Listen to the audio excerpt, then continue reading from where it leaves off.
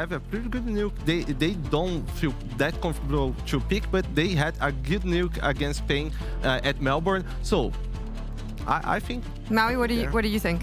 I think that this veto actually is really nice for Complexity. It's actually nice for both of these teams in terms of them getting 2 maps that they've been playing a lot. Yeah. When you look at it, it actually has 3 maps written all over it completely. I think that both teams should be winning their own map picks here, and then Overpass is a bit of a coin flip. This is the most tense series in terms of what's on the line here for both of them, and it's also just in terms of the matchup itself. This is it. Complexity Gaming fighting for their spot. The legends of Brazilian Counter-Strike. You have to ask, do you believe in magic when it comes to them? I don't know the answers. I don't know who's going to win, but what I do know is we're about to see some epic Counter-Strike. Scrawny, Launders, let's get into game.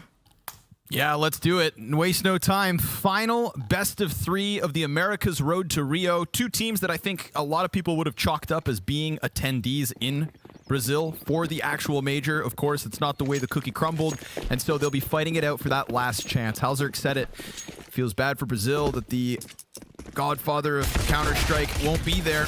We'll see if he eats those words. For now, it's Fallen to open up shop. JT in with 1. He's looking for more on Banana, and he's got it. And JT's been doing wonderfully as of late. Definitely keeping his team kicking and screaming.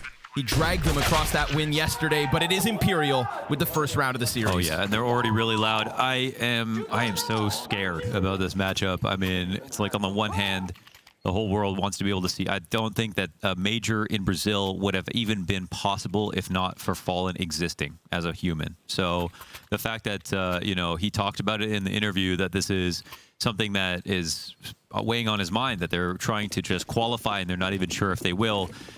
And just hearing him say that is so interesting because a 2-time major champ, leader, you know, person who's been through some of the biggest and greatest comebacks in major history, notably when he was on Luminosity and SK, he's done some unbelievable things under pressure. But as we saw when we watched 0-0 Nation play, for example, you know, Taco crying after they qualified to the major, it has been a long time since they've done that. And that pressure will reset. You have to prove you can do it again. Yeah, it took them nearly 4 years for Taco to, as he said, hadn't felt that for a long time. That reward, it's not far off for Imperial, but pistols can make a world of difference. Grim throwing a spanner into the works towards mid. Halzerk's Deagle, no victim yet. But just the fact that we've got 2 Imperial players down makes things sketchy. Halzerk wants to come back at this. He tries to trade out, but JT also the victim of Fallen as that bomb works its way into the site. And Floppy is left to clutch at straws for this one. He can walk up. There are a few guns on the floor. I'm not sure if he can find one. Maybe they have actually removed them or they're deeper inside of middle. You know, based on the last run at the previous major in Antwerp, it kind of felt like Imperial would have been more favored to get into this Rio major than, say, 0-0 Nation, but we've already gotten the other half of the legends in Coldzera and Taco qualified. Yeah, I can agree with that. And some of it just comes down to the draw, what teams you get in this situation. This is a very nice pickup for Floppy. 1 HP on bolts as well, so good amount of damage, but the mood looks good here.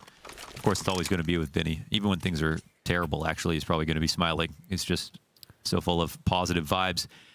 It feels like definitely I'd still favor Complexity. When looking at the veto, I think there was a lot of ways this could go, and I think Complexity are favored almost every single one of them.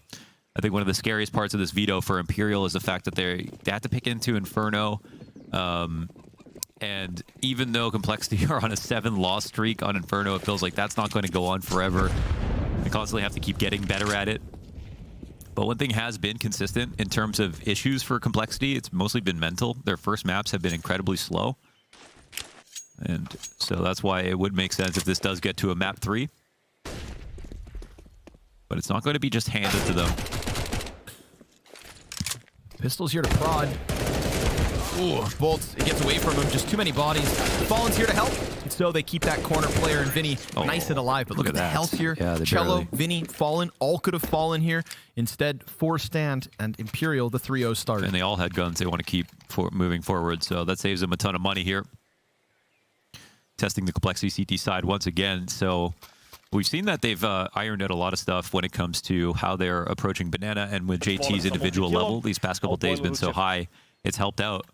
What was interesting, again, last time they played versus 0-0 was the fact that almost every other person was failing to trade. It was Fang who kind of climbed the scoreboard behind JT, but players like Floppy, Grim, Halzerk, they didn't have much to say on Inferno. I always think I actually had a lot of criticism for the way Floppy on the T side, once Complexity get there, just kind of kept walking out of apartments, not quite finding his timings. And I know that Maui praises Floppy for generally doing the right thing at the right time. A key piece to his play, but again, we talk about that struggle versus Isurus. You know, had Complexity walked into that match yesterday and just dominated 2-0, get it done, then, you know, we'd be thinking clear favorites. They've shown weakness. They look strong on the tail end. Just strange, but it's not their map pick to start things off, so that might benefit them. Right. 7 losses in a row on Inferno. As Floppy said it, Pog. His words, not mine. I know, it's a quote.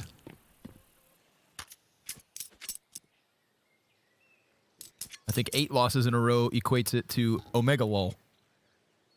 I don't think so. Ronnie doesn't use Twitch. Maybe you couldn't tell. Maybe a Pepe hand or something. All right. Yeah, that actually would work. Yeah, okay, nice, nailed it. Just like Imperial hope to nail this exec. They've got all their bodies stacked up on Banana. The smoke on the front side of sight makes it a little weird. Look at Floppy, throws himself into the mix. It's Halzerk with the kill, though. Halzerk's got a second, and then JT wants a piece of the action. He's lost a player towards cross, retains control as Halzerk falls back into the site. Excellent flash in from Grim to set up Halzerk. And that's 3 for the Opper inside the site to give Complexity there first. Yeah, good round from Halzerk for sure. And while he's not really kind of in the top 10 of players, again, I talk about it so much, he's definitely caught my attention. Playing very well on some of the maps recently, along with JT, who looks good today as well. 138 ADR, 4 rounds deep for him. Fallen on the AWP. Where he belongs.